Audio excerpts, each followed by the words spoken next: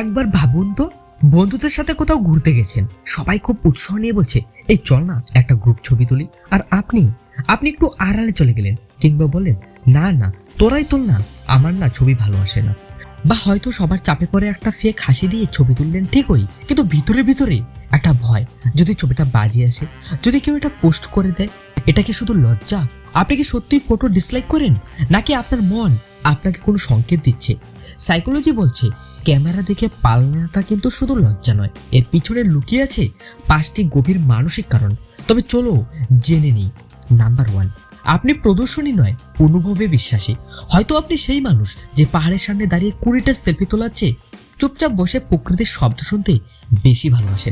Research বলে যারা সবকিছু ক্যামেরাবন্দি করতে ব্যস্ত থাকে তারা মুহূর্তের আসল মজাটা মিস করে যায়।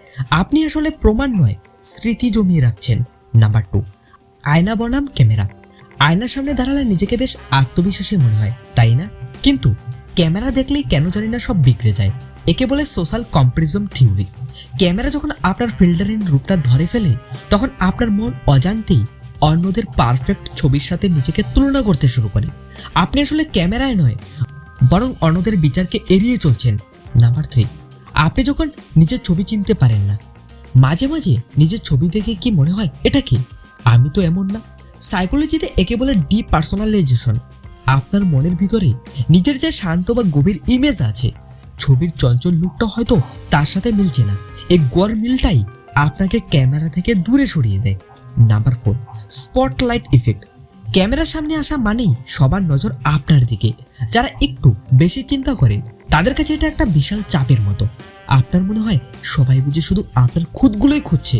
আসলে আপনি ছবি তুলতে ভয় পাচ্ছেন না, আপনি ভয় পাচ্ছেন সবার মনোযোগের কেন্দ্রবিন্দু হতে। নাম্বার 5, নিয়ন্ত্রণের অভাব। বাস্তবে আপনি কিভাবে হাসবেন বা কথা বলবেন তা আপনার নিয়ন্ত্রণ, কিন্তু ছবিতে একটা সেকেন্ডের অদ্ভুত ভঙ্গি সারা জীবনের জন্য পার্মানেন্ট হয়ে যায়। আর সেই বাজে ছবিটা যদি কোনো গ্রুপে চলে যায়, এই দুশ্চিন্তা থেকেই আপনার মাইন্ড বলে দেয় তার চেয়ে ছবি না তোলাই ভালো। মনে রাখবেন, ছবি তোলা এড়িয়ে যাওয়া কোনো রোগ নয়, বরং এটা প্রমাণ করে যে আপনি একজন সেলফ অ্যাওয়ার মানুষ। নিজেকে সুন্দর প্রমাণ করার জন্য আপনার কারো ডিজিটাল লাইক বা ভ্যালিডেশনের প্রয়োজন নেই। এবার আপনার পালা, কমেন্টে জানান তো আপনি কেন ছবি তুলতে পছন্দ করেন না? ইনসিকিউরিটির কারণে, নাকি আপনি মুহূর্তটাকে বাঁচিয়ে রাখতে চান?